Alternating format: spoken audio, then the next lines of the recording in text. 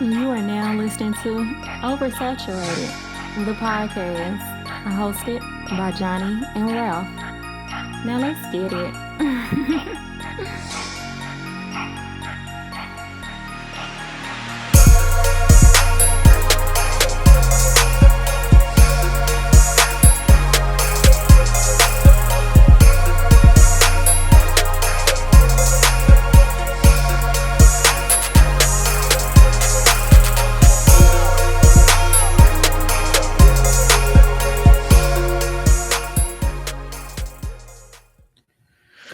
Welcome to another episode of Oversaturated, the podcast, where we discuss music, movies, pop culture, and everything in between. I'm Johnny. And I'm Ralph. Welcome to episode number 230. Man, 230, man. Hey, it's almost summer. So Ralphie the body is back. Oh, back in full effect. I love it, man. Listen, new listeners, please follow us on all social media.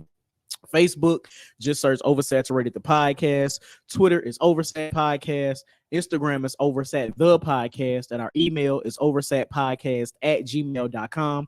And please be sure to check out our website, oversatthepod.com. Anything you need to know about OS is there. Yes, sir. If you want to follow us individually on the Mind of Ralph across your social media platforms. Yeah, on Twitter, I'm J. Oh, nope, that's not right. On Twitter, I'm JON2_ the letter B. Okay. On Instagram, I'm JBS_ESL_AAMU. Make sure you holler at us. Also, special shout out to WDJYFM 99.1 in Atlanta. ATL, ho. Shout out to OS Gang down there in Georgia, man. Ralph, Johnny, my guy, brother. fam. Compadre. There you go. Yeah, we gonna keep going. Comrade. Okay, I'll tap that. That's it? All Okay, right, all right. cool. How you But- feeling, bro? I'm doing good, man. It's listen, every time we say spring is sprung, I'm gonna just watch my mouth. Man, look. But it is extremely warm or hot. No, we ain't gonna say No, warm. it's It's hot. hot. It's hot. It's hot today. But it's hot here in the St. Louis metropolitan area. It's just hot as hell. Yeah. But no, I feel great, bro.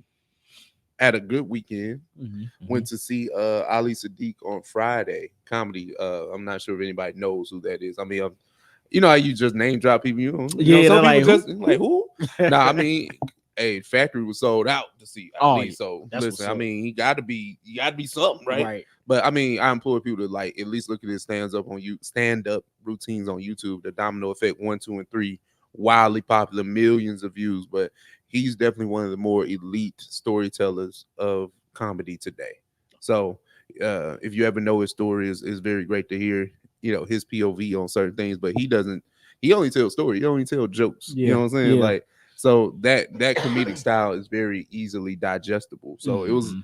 just as many of us as As it was them in there. Yeah, So yeah. I love to see it. You know, a good multicultural crowd. You know what I'm saying? Like it was good, bro. Listen, man, as an adult, as somebody in their mid to late 30s, right? Yeah. It's great to be around different demographics. I mean, of course, I want to be around my people as much as possible, but to be able to enjoy like an experience like that Yeah. with so many different types of people, like that's amazing. And it also speaks to Ali Sadiq and like his craft, right? Mhm. He appeals to more than one niche audience. And you know? one thing is kind of like you can kind of liken it to like an Abbott Elementary, right? The comedy is there, but the race and the stuff that's within it is kind of like it's in the back. Got it. So it's like Got it. we can talk about these black issues without putting blackity black and nigga. It's like it's there. Yeah. It's clear, Yeah. but you ain't gotta. And The real understand that. So it's just like that's his comedy, and like it's definitely black and it's definitely his experience, but Mhm. it's not like, oh, I'm black and y'all can't be a part of this experience or Right. laugh at this experience too. Right. I love it. That's dope, man. So no, it was a great time. Shout bro. out to Ali Sadiq, man. Oh, yeah, for sure. Oh, and also before I just No, want yeah, to what's say up? this, What's up? man. Hey, listen, I've been on this weight loss journey, man, and I'm down to shirt size, down to 2X. Hold on, let me do Nah, this. yeah, hit No, fuck gunshot. that. Oh, gunshot. I remember these niggas in the comments talking spicy, eating apples a day. You know what you can eat, my nigga? We just started. I remember that comment too. I remember that. Yeah. But we out here. I'm out here. I'm doing the work Talk about it. in the gym, eating clean. But I was Listen. on that back then. You didn't know that, fuck boy. Talk about it. All right. Consistency. I just wanted to say that. Ho. Nah. Yeah. Nah. Word up. Pussy ass milk. All right. Yeah. I'm glad to get that on. That's funny.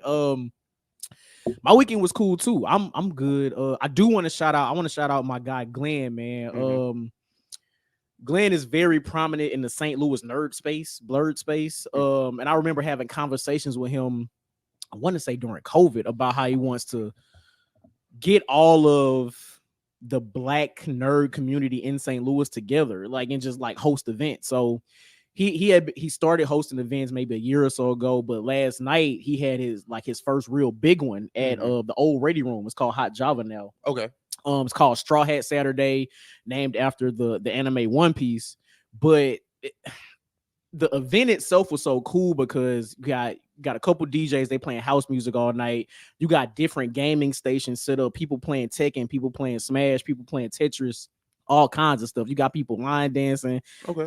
They done brought the hookahs out. Like, I've never played Smash Brothers next to somebody smoking hookah. Like, it was a good time. Like, it was really dope. So to be able to see his ideas come to fruition like that, and just be a part of it, man, I want to shout my guy out because that was fire. So shout out to Glenn, shout out to Straw Hat Saturday.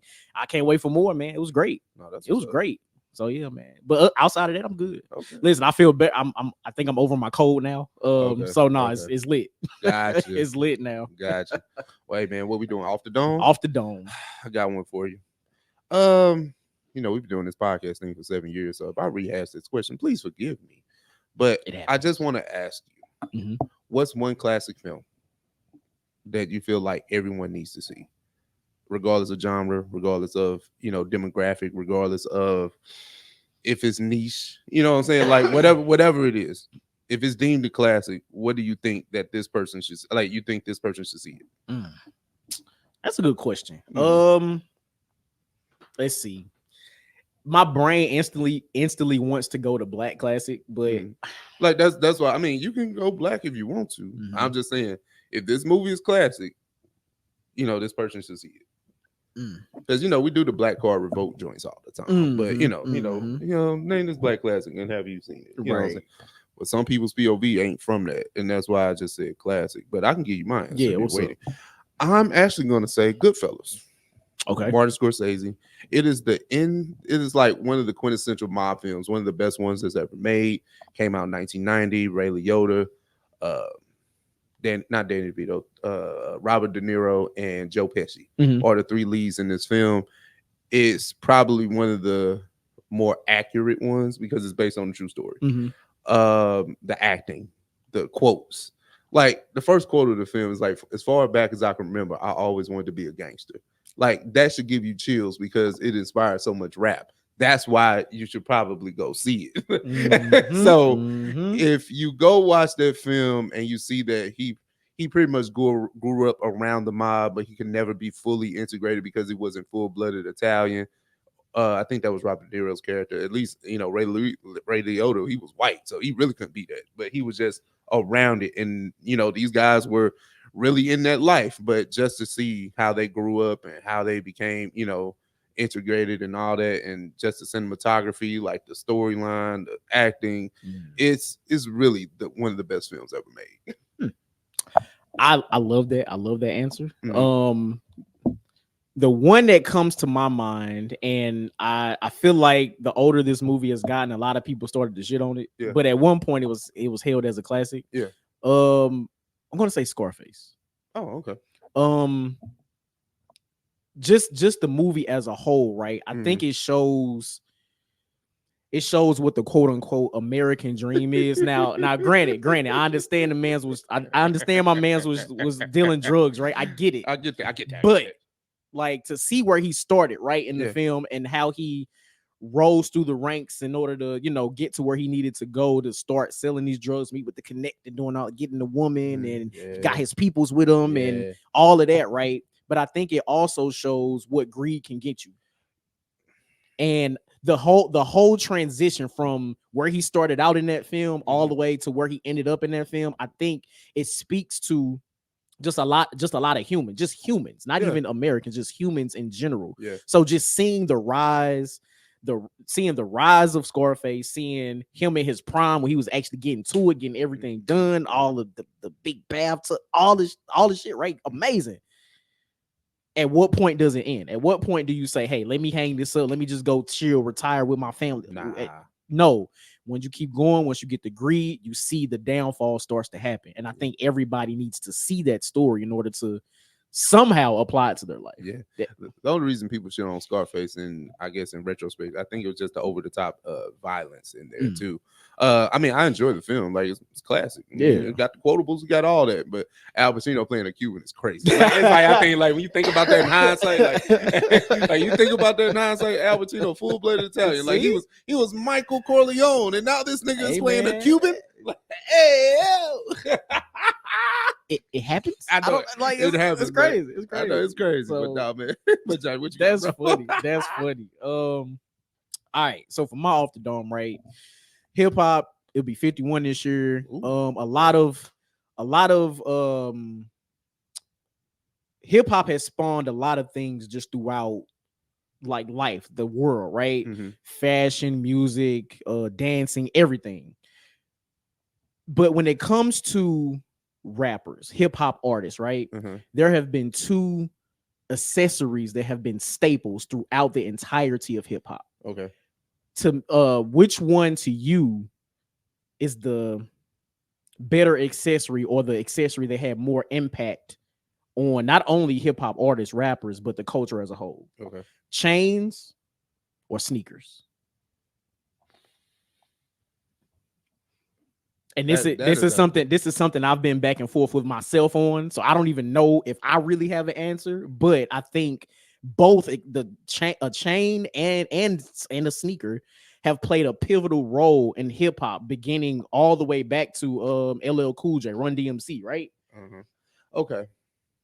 That is a gold rope chains. That is a very good everything, question. Right? Because one argument can be made for both, but I'm gonna go the sneaker route because I love shoes, and I think jewelry always has its place, and I think people would have always bought chains regardless. I'm not saying they would have been as popular, right? Right. But I think the infusion of hip hop and sneakers made sneakers over the top, because now you got rappers and streamers and other people that have endorsed deals, shoe lines, you're right. It's kind of gone beyond like giving this athlete this shoe. You know what I'm saying? Like, and I think the rise of Rod Jordan brand is still as popular as it is look at it as it is today, is because not only was Michael Jordan arguably one of the greatest basketball players ever, is because rappers wore his shoes. Yeah. And then a lot of these shoes that we herald are just merely remixes of, I'm talking about from the rapper's standpoint, merely remixed Jordans. Like the original Yeezy on Nike was a remixed Jordan. The Travis Scotts are nothing but Jordans. Like, so it's kind of like, if those are the two benchmarks of rapper shoes, and these niggas have arguably became way more richer than they have been off of music because of shoe deals. So I don't see jewelry doing that for a nigga. So that's my stance on that. I mean, points were made. Yeah, points were made. Well, I don't think I could have said that better myself. So on the chain standpoint, you gotta go the other way. I gotta go the other way, right? The chain, right? The chain in hip hop has gone through many different iterations. I think all the way as far back to the big gold rope chain that LL Cool J and all of those era rappers used to wear. And as time progressed, you started putting the charms on the chain and having chaining days for specific artists when it comes to signings, or even the changing of the metal itself, changing of the absolutely gold, white gold, platinum, rose gold, whatever, right? And there was even a era in hip hop where you identified a certain artist being signed to a label by the chain that they had on. Exactly.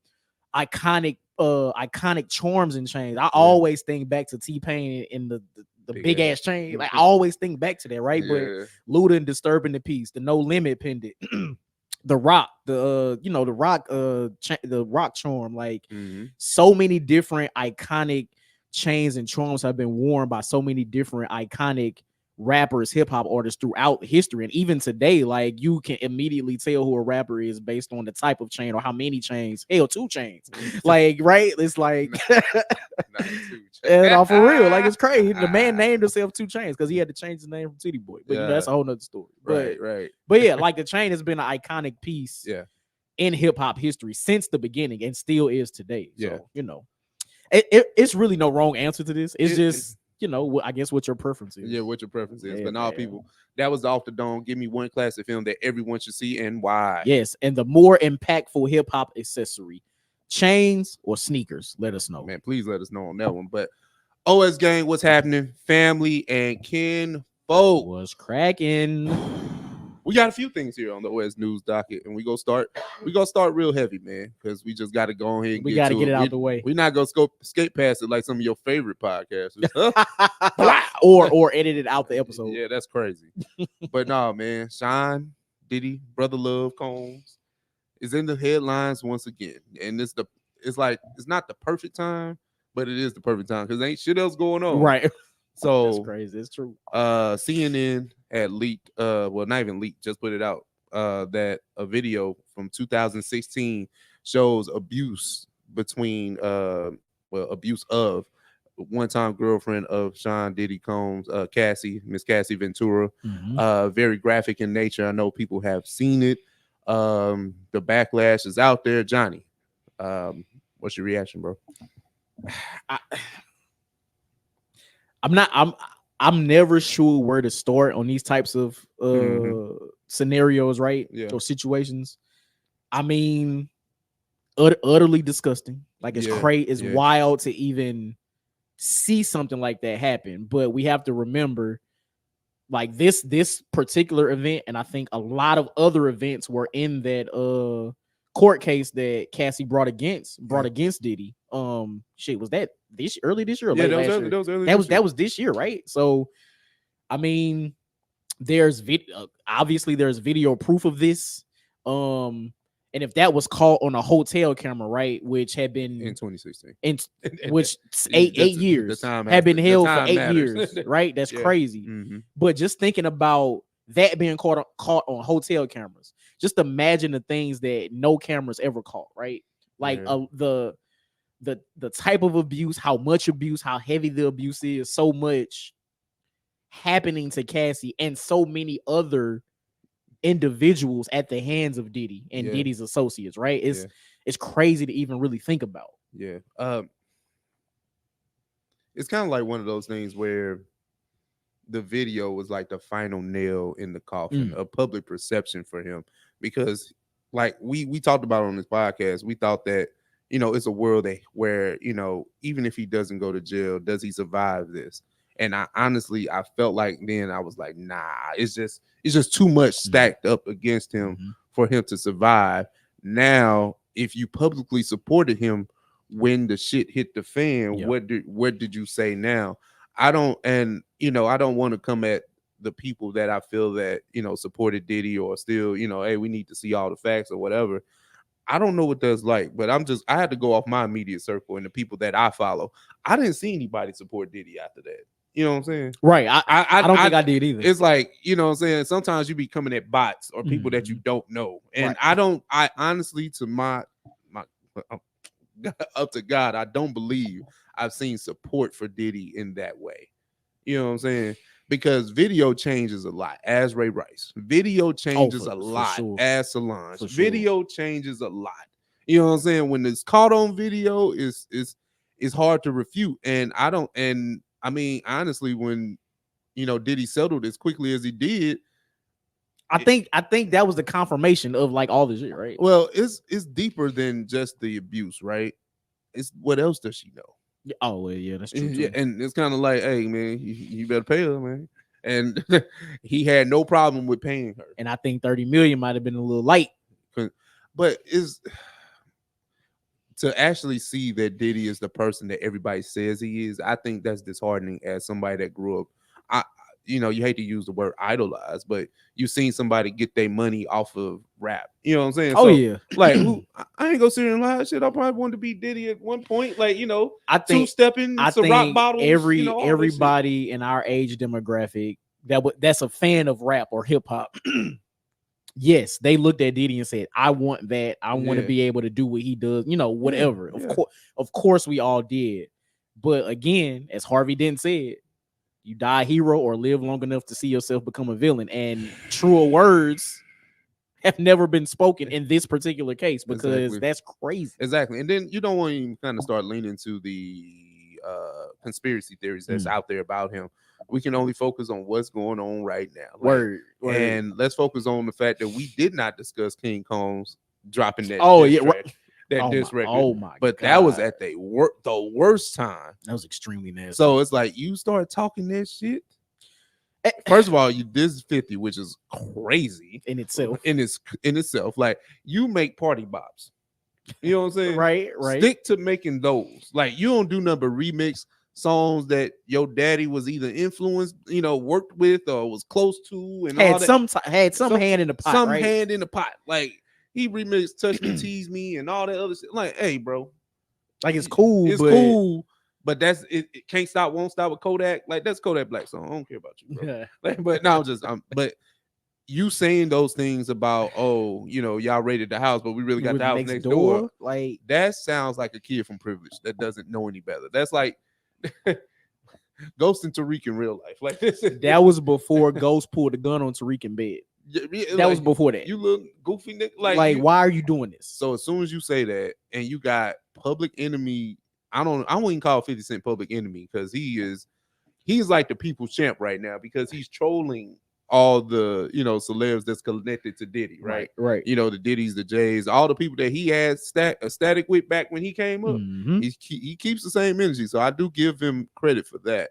But just seeing the fact that he dropped the diss track aimed at 50 or aimed at the people that's been saying no Diddy and all this other stuff.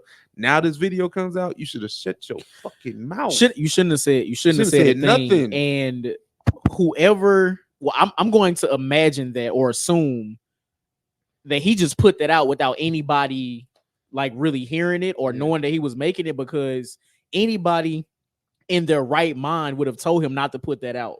Because not even because he did 50. Like clearly you shouldn't do that. But just from a federal court case position, like you shouldn't say anything that could even attempt to be incriminating to your father and his whatever cases he has going on right now. You know what's so funny, bro? How many times have we, and this doesn't happen too often with us, because I think we're pretty good with guarding whatever we need to say on this podcast, because you never know who can hear it. True. But there's been some times we've like, hey, you know what? That was a little wild. True. I think I hit you once. I'm like, hey, bro, I think I wilded out a little second right there, man. Just cut a little snip right there. Right. But if I do that for a podcast and we don't have listeners like King Combs, I'm being honest. But my boy, your producer, that's what I'm saying. None of them in they was like, hey, you know what? I don't even think that sound right. It wasn't mixed that well, so it probably was him. Oh god. Like this is what I'm saying. I truly believe nobody, he had to do that song by himself, because anybody in their right mind would have told him, hey, you can't say that. You can't say that, especially at a time like this. And then that comes out, and then what? 1 or 2 weeks later, now we got the video of Diddy assaulting Cassie in the hallway at a hotel, like dragged up, and like it was like I don't think I watched the full video. It's like I couldn't. It's a few parts, man. Like where the part it's very graphic. I don't even want to repeat it, but it was just a lot to see, and you can tell that wasn't the first time, the second time. It's been a pattern of that, and I mean, people really like kind of bombed on. Well, I can't say people. Maybe you see 1 or 2 tweets like Cassie stayed though. I'm like, abusers always have power over their abuse. Yeah, I don't even understand what that means. And it's difficult for people to think from another person's perspective, especially if they've never been in that situation, or been right? around, or been around. You've never been around. Like you can't. I can't even begin to fathom how Cassie felt in that particular moment, but even just overall in her relationship with Diddy, because again, even though there's detailed accounts of like a lot of things that happened between them in that court filing, but we still don't know what the actual experience is like. You can read it, hell, you can even watch it on video, like a lot of people did, but to truly understand and feel what Cassie is feeling in that moment, it's no way any of us could ever feel that way. Yeah. And one thing is like I hate to go here because I have to have some sympathy, right? I don't have sympathy for Sean Diddy Combs as a person. I have sympathy for him as a father. Okay. And the more innocent people in this are especially his younger kids. Yeah. The boys, Justin and Christian, not really sure, my guys. Like y'all kind of grew up to be those, be the spoiled rich kids. You know what I'm saying? Quincy, y'all kind of put him over into a pot. He over there with it. And for right now, he's way more innocent than his two younger brothers. Right. But the girls, like the twins, like those were Kim's last, I think the last kids that Kim had, those twins, and I know he has the younger daughter that he just had. Yeah. The sins of the father, and y'all got to pay for that. It might have been time because the twins were modeling and stuff like that, like they were taking after their mother, and the fact that Sean Combs is your daddy, right, kind of gets you to skip the line a little bit in certain situations. Right. Now, right up under, like man, right up under there. So I just hate that. I'm all for nepotism sometimes when it comes to the black kids. I'm sorry. Like, I mean, hey, it is what it is. It is. But the reputation is shot now because no matter what, Diddy or Puff Daddy is one of the more iconic music legends that we've ever had, or music executives. However, whatever bucket you want to put him in, he's there. Yeah. And sure. we talked about this. You can't tell the story of hip hop without him. So, in that sense, it's kind of a tarnished, it kind of tarnishes the genre, the culture in a sense. Sure. But I mean, you did it, my guy. And now it's kind of like, now you want to get to the conspiracy. Like, well, who did you piss off? Like, because he tried to buy NBC. I'm sorry. Okay. Jesus. Hey, yo. I'm sorry. Hey, man, but he must have oil under his house. The oil company wanted to buy it. Like, I don't heard. Yo, I haven't heard that one, but that's no. They said that about Bill Cosby. That's what he wanted to buy NBC. Hey, man, listen. I don't know, man. I don't know. You got morally bankrupt him like that. No, for real. So with that happening, right? With all that being said, the apology. Yeah. So Diddy put out a video apology. So okay, let me just say, what do you think? How do you feel about the apology, first of all? The same way when I kind of got sense of I'm missing you, right? He made that because he's guilty. Well, I mean, okay. No, I'm sorry. Not to tie into the conspiracy theories, but yeah, you only apologize because it came out. It came out. You could apologize when you dropped that money, right? You could have did something then, and now you're embarrassing your friends that stood by you too. Because I heard it was like maybe like Busta and certain people. Like I didn't see it, but this is what they say. That people that stood by you in your time of trouble. Yeah. And now these people look crazy because they were defending you in comment sections and all that other stuff. Right. But that video, everybody took that video and just spliced it. Oh man, what? Of course, it's on everybody's news. Whatever, any news publication. If you want to say 50 Cent is a news publication, especially when it comes to Diddy. Right. Oh my God! But do you think there's an alternate timeline somewhere where in Diddy's apology he is truly sincere? Like he actually. Well, I don't know if he actually went to therapy or not, but he actually went to therapy. He did all the healing, did everything to rid himself of the hurt and the shame of doing such things to Cassie and other people. Do you think there's a world where that actually happened? Nah, because I say this, it's not. It didn't start with Cassie and it didn't end with her. Gotcha. Okay. So it's so many things around Diddy where it's just like he's the focal point or the epicenter of so much bullshit. Yeah. So it's kind of like if this was isolated, if this was just he was just abusive to this one person and not to absolve any of that, but if he didn't have past transgressions, Okay, I got you. It's kind of like, nah, man.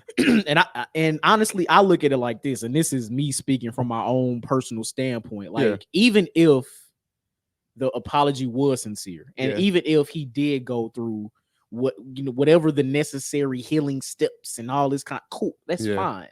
To make peace with your God, cool. I understand. It is what it is. But to me, it has still happened. And that along with, well, let me not even say it, but those types of actions toward women is one of the few things to me that's kind of unforgivable. Kind of unforgivable. And again, if you did go through whatever steps you needed to go through to heal and all that and apologize, cool, but you got to understand that affected a lot of people very negatively, caused a lot of trauma, a lot that some people may not even be able to watch or get over or heal from or whatever. So you got to deal with, like, you really got to deal with it. Let me ask you this, and this may be the last thing here, and it's kind of off of Diddy too. Hollywood is burning, bro. Yeah, it's burning down, bro. I won't ask who you think is next because that's up to the gods. You know what I'm saying? We can't control that. Right. But do you think it's somebody next? I'm talking about like big fish. Oh yeah. I mean, I feel like honestly, for whatever Diddy has done, I feel like it's only the beginning. Yeah. Like it's so many.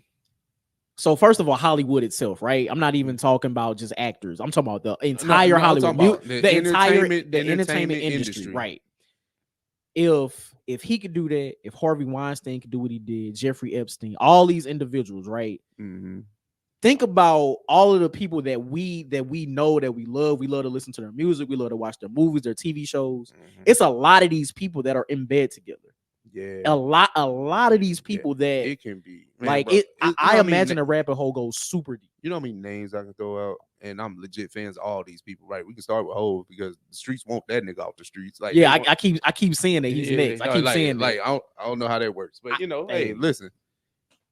If we gotta come here and pie through it, I'm gonna be hurt. But then we'll go pie through it. That might be an emergency, man. Emergency episode. Hey man, don't be crying on Lois the keys though. Maybe I shouldn't say this. I don't want the Illuminati coming knocking on my door. Yeah, I'll tell you off mic. Oh, okay. But I mean, who I think is next. I mean, it can be Jamie Foxx because he real close with Diddy. I heard he throws a lot of those types of parties. Yeah. Like, oh yeah, for sure. But those are people that I'm gonna just stick to those two because they black men, right? I am legitimate fans of damn near everything that they do, right? You know what I'm saying? But they have been famous a very long time. And some of these things don't necessarily start when fame comes. Yeah.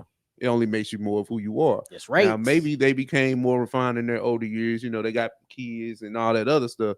But what about the ascent? That's what I'm saying. And that's exactly what I was saying. You know what I'm saying? But hey, it is what it is, man. But let's try something else. Jesus Christ, that was deep.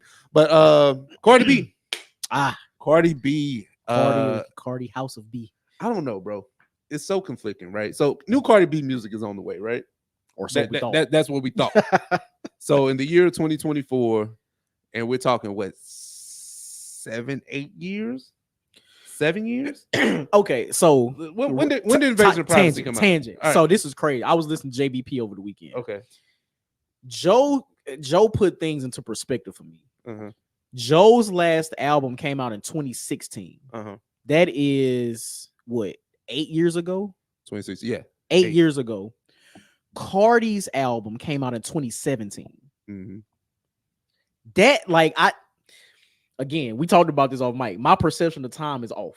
But for Cardi's album to be last album to be 7 years ago, almost a decade ago, and we still haven't got new music, that's crazy. Like a full-length album, right? And Cardi B being the A-list celebrity that she is, that's crazy. Riding the coattails of Invasion and Privacy like it's the miseducation of Lauryn Hill is crazy. And people, that's funny, but that's people true. shit on, you know, the miseducation of Lauryn Hill. Oh my god! And it's true. One of the best albums ever made. That's what they say. I'm not saying this. They say it. They say it. The music critics, they say it. Right. Lauryn Hill is one of the most unique talents we have ever seen. Indeed. One of the best rappers one of the best singers. Indeed. One of the best, if she wanted to act, she could have did do that too. Yeah. So that's Lauryn Hill. Wow. But Cardi B comes out and she drops one album and we just let it go. She ain't toured. Like, I remember they said she ain't toured. So she didn't even tour that album? Like, she did the joint with Bruno. Oh, that's right. She didn't have her own. She never had her own tour. Wow. So she's had all these loose songs and singles and verses. Like, we laud tomorrow too, that guest verse. Oh, yeah. She went crazy on there, right? But where's her song? And we can't sit here and chase Bodak Yellow no more. That ship is sailed, baby. Yeah. Hell, WAP, if that was your opportunity, you should have did something with WAP. I still say WAP, they dropped the song WAP at the wrong time. In the middle. They should have held that shit until the pandemic was over. Because they could have rolled that song to her album, to a tour. But do you think she's in a space where she wants to do music? Well, after reading what she just said, no, I don't think so. Because this is the thing, right? We give Cardi B passes that we don't give other people. That's true. We be too nice to Cardi because we love Cardi. Cardi has never done anything to where we would want to jump on her as a culture. Right. Not at all. You know what I'm saying? Like, not at all. She's of the culture. She's very entertaining. She's a beautiful woman. Hell, she's transparent. She connects with the people. Like, she's seemingly a great mother. Yeah. She has a husband that cheats on her. That gets you sympathy out here in these streets. You know what I'm saying? Like, you know how that go, bro. Multiple times. Multiple times. I'll say you bad, boy. Oh my God. But that's the point, though, right? So you get all these sympathy points from us. So if you want to drop music, it's okay. And it's kind of like if anybody else was this type of person, we would say they're an industry plant, but we have held back on right. Well, again, I think that's because we watched the rise of Cardi. Like, we saw her before Love and Hip Hop. We saw her on Love and Hip Hop. We seen her on Love and Hip Hop pursue her music career, right? But you know what that is, right? Not to say that Cardi isn't talented and Cardi's personality isn't true, right? I think it's because, like, oh, there's something there. Let's give her the right beat makers and the right, writers, because she has openly said she doesn't write her music. Now, it made me feel like I got to side with Nicki right now. Like, you know what I'm saying? This the bitch y'all put me up against. I mean, it's like we hate winners. We hate winners. We hate Nicki because Nicki's a terrible person. Like, she's the mean girl. She's the leader of the mean girls. So we don't like that shit. So now Cardi that came along and she's at least we got somebody to attach ourselves we got somebody to attach ourselves to. So now it's like, yeah, people's champ. Yeah, get Nicki up out of here. We forgot.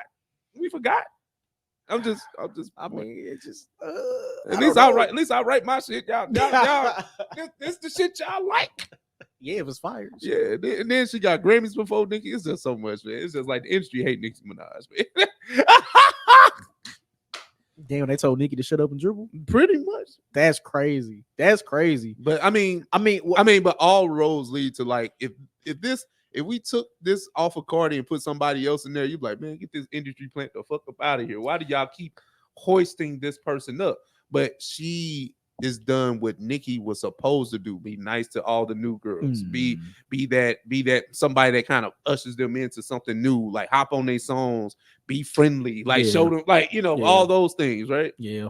I did not want to think this, but I really think Cardi is scared to drop her sophomore album. I think she's really terrified because the immediate lightning in the bottle success that she had with Bodak Yellow, that song was out 2 years before her album dropped. Yeah, I think she did real small tour dates off that song, right? And then her album dropped. Great first album, won Grammys, did all of these things that a lot of rappers, men and women, can't do on their first album, right? Yeah. So to have so much success and so much hype build up around what she did on the first album, I think she's too timid and scared to drop new mute or drop a new album, because the singles that she's put out since 2020, WAP was the first, which might have been the best one out of all the ones that she dropped since then, right? Hell, even today, she done put out like an EP worth of singles. So it's like, all the all the music that she's been putting out hasn't really caught like she thought it would. So that's number one, right? And now maybe she's done. Maybe she even has an album done, but maybe she just feels like, hey, none of my music has been resonating, so I'm really scared to put this out because what if it flops? Sophomore jinx type of thing. Like it's too many things that I feel like it's in her head stacked against her in dropping this album. That's the risk you take, and then you made that commercial ass album. So also that's true. The other part. Also because, true. Like, Also true. I keep going back to this point. We go back and look at that Grammy list and the people she beat out. Hey fam, hey fam, we because time is telling the truth, man. Look, you could get that shit to Royce. You know what I'm saying? Like, man, what? Oh I'm just saying, like, between Royce, Travis, and goddamn Nipsey Hussle, like, come on, man, like, what you want me to do? That's crazy. That's crazy. Was that late? That was Layers or Booker Ryan? No, it's Booker Ryan. Booker Ryan. It was Booker Ryan, Astroworld, and Victory Lap. That's she beat out them, bro. That's why I'm like, it's kind of like, you start looking at the industry a little funny now. Damn, labels do pay for Grammy. Man, that's crazy. That's crazy. Shit. Chance the Rapper won for Coloring Book. Shout out to Apple. Yeah, that's crazy. That's true. It's like that's true. But so okay. So with that being said, with everything we just mentioned about Cardi not dropping or seemingly not dropping her album, does this hurt her music career? No. That's the and that's the crazy part about it, because she's still 1 from 1. Facts. Because if she has not dropped another album and it's not been a dud, because see what happened with Chance, right? We gonna use her male counterpart, Chance. Okay. Chance is the same way, right? Not to say Chance wasn't Chance before the record deal, but Chance pre-Coloring Book and after Coloring Book, two different niggas. Different. Chance Coloring Book got him out of here. Yeah. Even though he had his core fan base with acid rap and all those mixtapes, right? Of course. Cool. Soon as the big day dropped, we collectively kicked his ass out the culture. A lot of people, all them 3 hats got the fuck up out of here. That's crazy. A lot of people attribute that to him being married and the music not being. Hey, look, Cardi married. A lot of people say happy music is not good music. What's wrong with happy rap? Look, we used to be I didn't say it. We used to be a proper culture. We used to be a proper country, man. What happened? I agree, but hey, I don't know. but see, that's the male equivalent, right? The male equivalent, right? With her, you know, him and her, right? Because they both had stellar debuts. If we want to use Coloring Book and Invasion of Privacy, because they both won Grammys, right? Commercial success, right? Commercial, like, you know, placements and things like that. For sure. Chance jumped back out here and made another album, and niggas got him up out of here. Maybe she could have looked at that and saw that, and she was like, "Oh no!" And that's what I was about to say. Like there have been instances like that. Hell, the sophomore jinx is a thing, and well, I can't say in music because I don't really know about other genres, but in rap, sophomore jinx is a thing. Oh no, it's very much a thing. It could be a lot of things weighing on her in her brain. She even tweeted, "Hey, guess what? Ain't no album this year. I'm going on vacation and I'm gonna do these little features that I promised." And that's it. Word. That's crazy to say when you under contract. And when we were anticipating a Cardi album this year, hey, I mean, we've been anticipating it, but we really thought it was coming out this year. I was about to say, were we anticipating it this year? Like, what? Listen, it's been so many times, bro, where she could have just dropped the album, right? Because between Money, Up, WAP, Bongo, something. That's what I'm saying. Something. Like, she got an EP worth of singles out. Nobody can catch Bodak Yellow twice. Lightning in a bottle. Nobody can catch. Name your favorite one. He or she cannot do it. It's crazy, man. I know it's crazy, man. Let's try this on, man. This should be real quick. Juvenile was on Instagram Live or something like doing what old niggas do. You know, they love just talking in their Instagram lives, right? But it's been rumored for some time, and I think it's coming to a head. I think for Essence Festival this year. Oh, that's crazy. I think you know, I could be stand corrected on that. But there will be a Cash Money reunion, Hot Boys reunion. So we talking about at least the Bionic Six, right? The Hot Boys with Juvenile, Turk, Lil Wayne, and BG, and then Manny Fresh and Birdman will all reunite. And there's a Hot Boys album on the way. what Juvenile said. This is what Juvenile This said. Juvenile said this. So, Okay.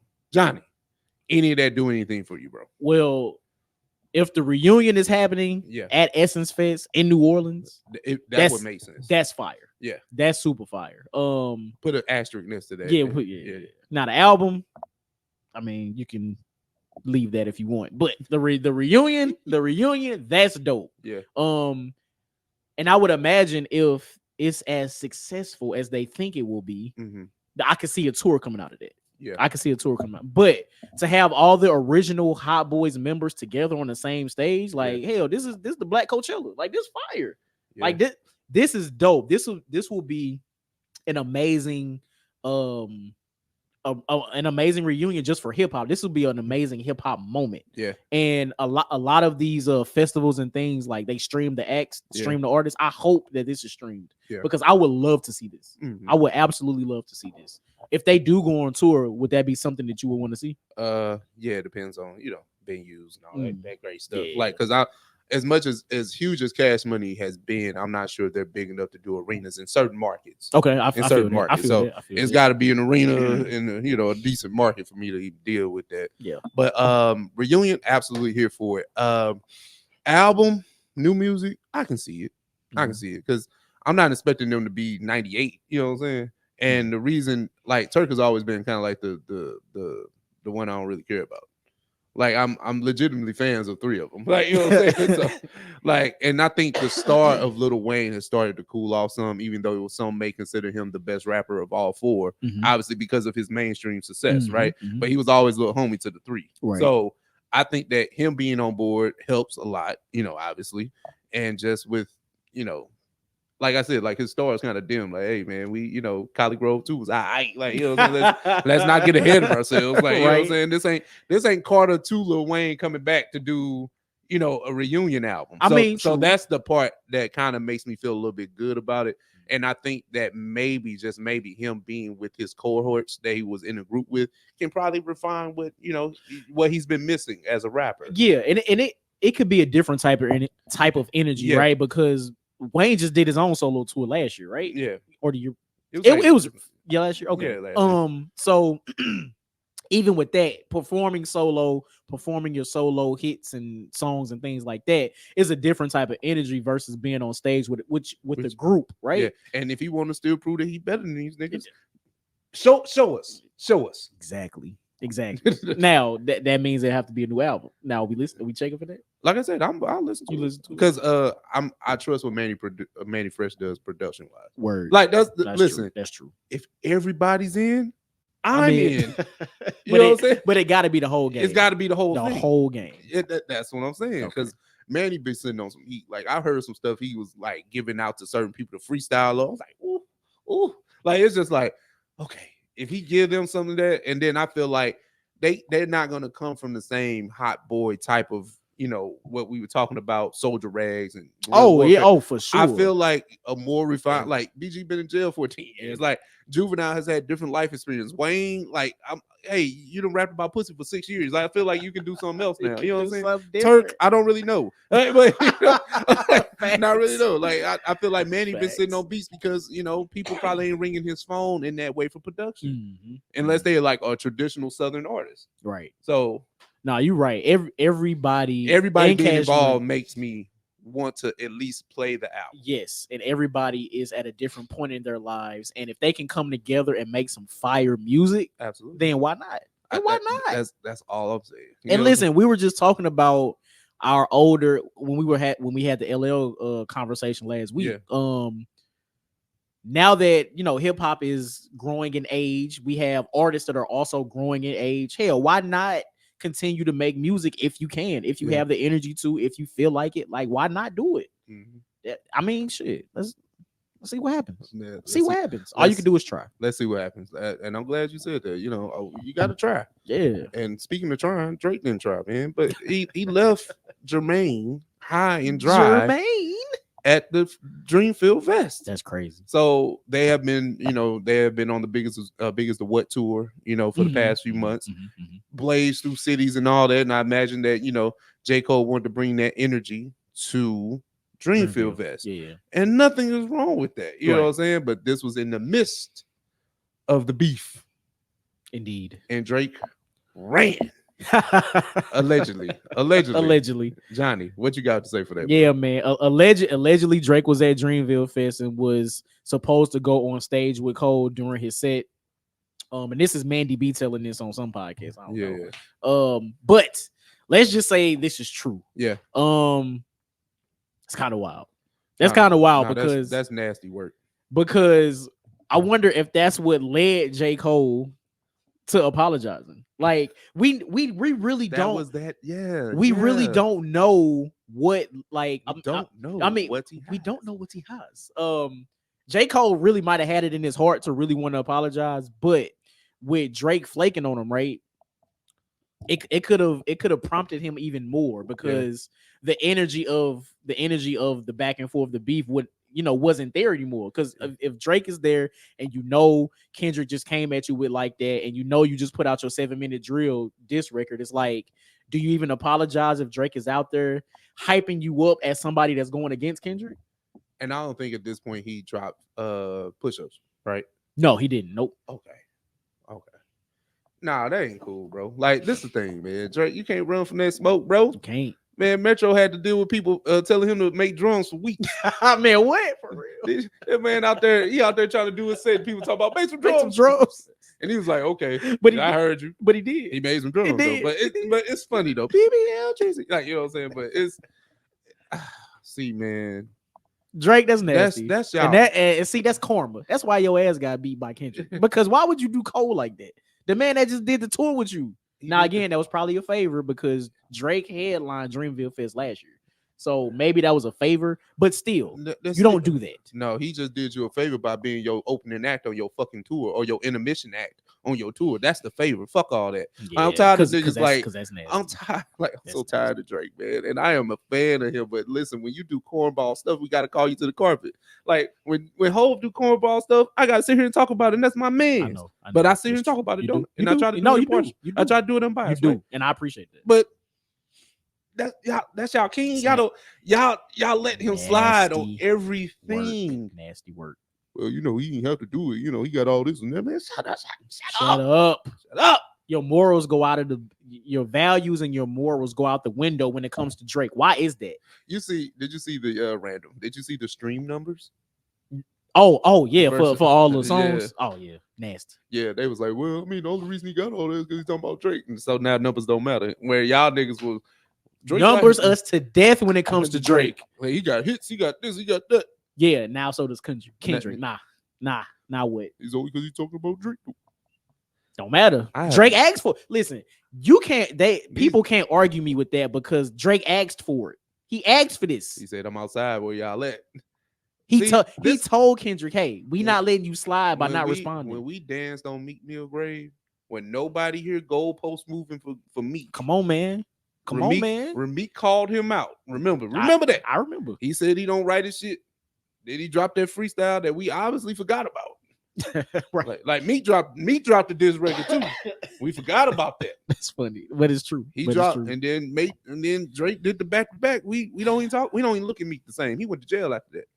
Damn. He had to have a jail redemption arc and a Jay-Z verse on Championships to save his career. I remember that. Wasn't he on the jet with Robert Kraft? Did he go when he courtside at the Sixers game that year? Listen, shit? bro, I remember that. It was a jail redemption arc between that and then obviously Championships I think it was one of the better albums that year, but it came out like in December. Yeah. So you had the Drake feature when they made up, and then you had the What's Free joint.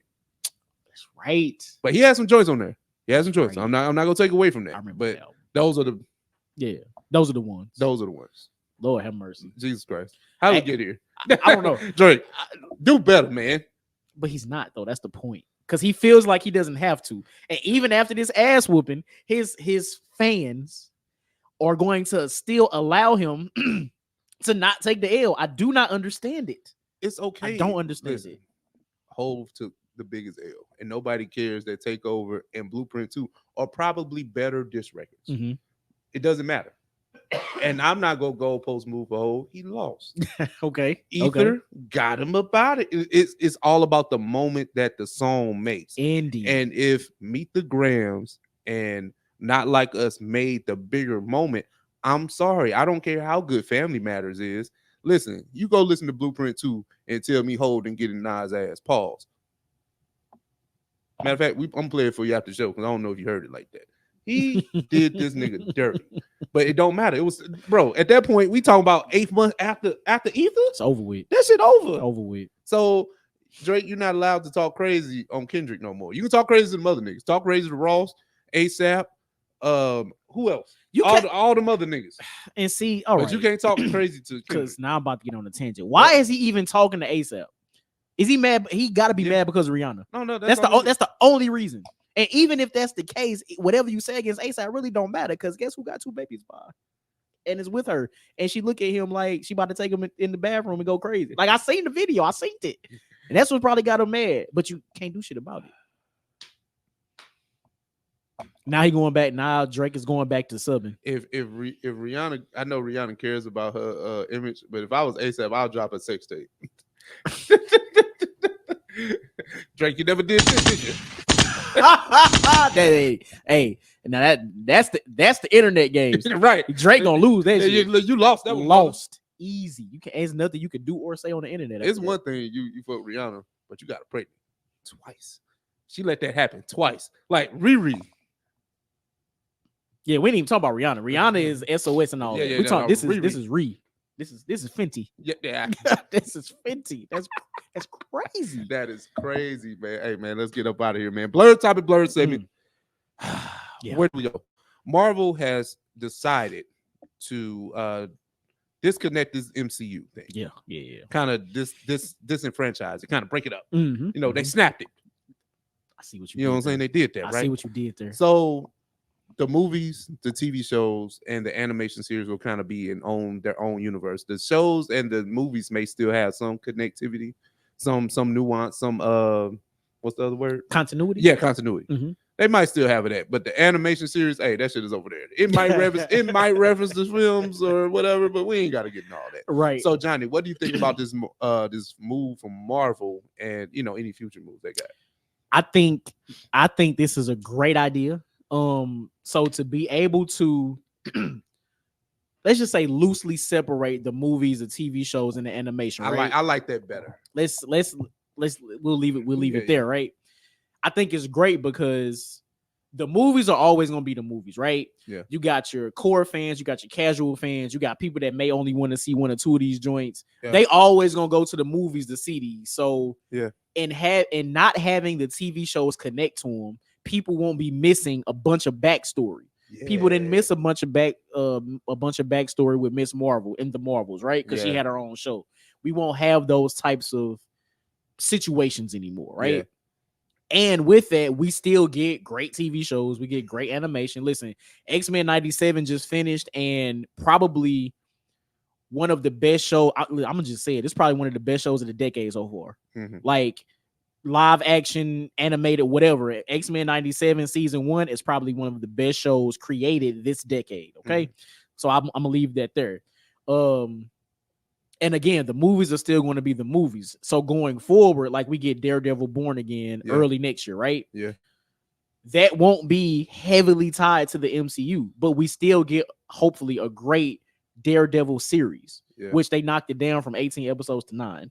Which is better. Yeah. Yeah, I agree. I agree. So I'm loving this move. I think it's gonna help the MCU, the cinematic universe in the long run. Mm-hmm. Because they were doing too much to heavily tie the TV shows into the movies. Like I think She-Hulk is going to play a role in the new Captain America. Okay. So again, She-Hulk had her own show. Yeah. So that was her introduction, right? Yeah. So now she's going to pop up in Captain America. Like that's crazy, right? So hopefully we don't get things like that happening in the future. Yeah. So that's very interesting. Yeah, I like where we're going with the loosely connected stuff. Like, it's not so heavily tied because I think you start to lose the casual fan when those things happen. For sure. And movies are dependent on casual fans. They're not dependent on fan service. If you service both audiences, you're going to be great. Right. But if you service one, you're going to piss off the other. Yeah, facts. No one's going to be like totally in agreement with everything that you do with the film, and it's content, is source material. So you got to excuse that. But if it's good to both parties, I think it'll meet somewhere in the middle. And Marvel was able to do that successfully for at least the first 3 phases, right? Oh yeah, for sure. So we shall see how they interpret, how they move, how they cast, how they write, and if they're going to limit the shows and the movies to 2 per year, I think in each arena, we're going to be fine. Animation, you can run that up. You know what I'm saying? Run it up. Do what you got to do with that. Right. But we talking about live action series and live action film. It's probably best that we start getting back to the basics where there's only 2 films a year. And even when the Avengers comes out, that better be the one. That better be part of the one. For sure. Because you build back up anticipation, especially for these new characters, these new families, these new fashions, these new storylines that you want to introduce. And hopefully we don't get Marvel fatigue, because superhero films can be very generic and very generic and very cookie cutter. So we don't want to get fatigued when Fantastic Four 2 or X-Men and X-Men versus something. It's like when we get to that, when we get to that, we don't want to be where we are now with comic book lore. Agreed. And I think Disney and Marvel are in a very, I won't say very good, but they're in a good place right now, because we only have 1 MCU movie coming out this year. But then I think next year we have 4, if I'm not mistaken.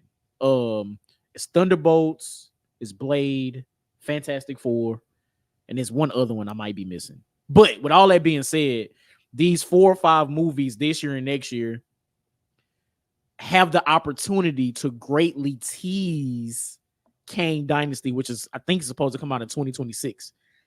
Excuse me. So they have the opportunity to what they did. What? Why are you looking like that? I was about to say, do you think Blade is coming out? I think at this point, yes, because it's the last one next year. It's like November or some shit. So they ain't even started principal photography yet. They have the script is still scripting. They're still writing the script. We're going to be the 6th script, the 7th script. Mahershala Ali knees are aching. My knees are aching. So I know his mine knees too. hurt. Goddamn. Well, let's just say it is. I'm gonna be optimistic about it, because what I'm hoping happens is, like, even though we had, I don't know how many years we had to lead up to the first Avengers, but I'm hoping something similar happens within the next 2, right? 4. What? 4 years. No. 4 years for the lead up to Avengers? Yeah, the first Avengers. Okay, cool. But I'm hoping we can get that same build up with these 2 years, with this year and next year. I know it's a big ask. I know that. But hey, look, I'm being optimistic. Hey, what's up? I don't know. I just don't know. At this point, we should have had the Avengers film now. That's the thing. You know what I'm saying? I think it was originally supposed to come out next year. Because you gotta think about, when did Phase 4 start? Black Widow? Not when you wanted it to start. When did it actually start? Because I think Black Widow was the first film in Phase 4, and that was what, 2019? Let me think. No, I think that was 2020, because it dropped during the pandemic. It went straight to Disney. That was a thing. Yeah. Okay. So yeah, no, you're right though. Black Widow. Damn. That's right. Bro, we are behind. And we're in Phase 5. Phase 5 or Phase 4 ended with Wakanda Forever. So everything after Wakanda Forever is Phase 5. So like Thor and all that shit. So yeah, like you ain't know that, did you? So yeah. Crazy, right? Yeah. So yeah. The Avengers would have got there. Wow. And if I'm not, I don't know if they changed it. I feel like Fantastic Four starts Phase 6. I might be wrong in that, but I feel like it's somewhere. I think you're right. You think you're cooking with that, because I think that Phase 5, Phase 6, is it the 2025 stuff? Yeah, I think so. Shit. No Avengers films for 2 phases? Man, what? That's great. Yeah, that's crazy. That's crazy. Anyway, listen, I'm glad they separating all this shit, because now it's a mess, bro. Like, the fact that they're separating it means they have separate teams for each thing, right? Yeah. So they have the dedicated manpower to focus on their own thing. It's not just one team trying to focus on the movie and the TV shows to make sure it connect. Yeah. Like we got a TV team, we got a movie team, and an animation team doing their own thing, and everything is loosely connected. You know what's so crazy? some of these movies are a waste of money. Like some of these, right? Some of these stuff, some of these things. Give me one. Thunderbolts. I know what they're trying to do with that, but we could have used that in Avengers film. That could have been an Avengers film. We're spending money on these B-list niggas. No, C-list niggas. We talking C and D.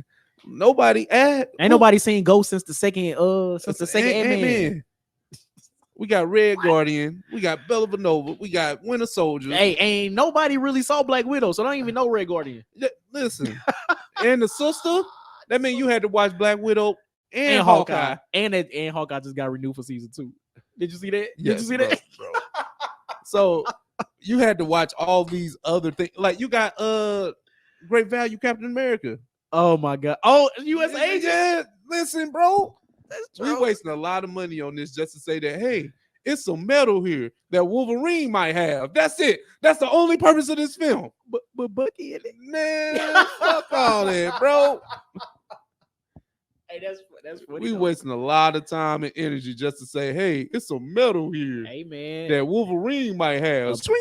Like, you know what I'm saying? Like that's I had to do the noise. You did. That's funny. That's supposed to be the new Avengers headquarters. They're gonna call it Genosha. Oh, that's crazy.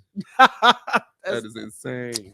Well, with that being said, we have reached the end of our docket because I'm going crazy on Martin. Now y'all done messed up. Right. Johnny, what you got for him, bro? Listen, man, if you're on YouTube, we appreciate you for rocking with us this long. Yes, Hit that comment section first. Let us know about any of the topics that we discussed today. Except the Drake shit. I don't want to talk to y'all. Okay, never. Well, I'm tired of arguing with y'all niggas. Yeah. Hit the like button. Yeah. Hit the subscribe button and the notification bell. And we'll be back next week. Now, if you're on audio, you are now listening to Oversaturated, the podcast hosted by Johnnie and Ralph. Now let's get it.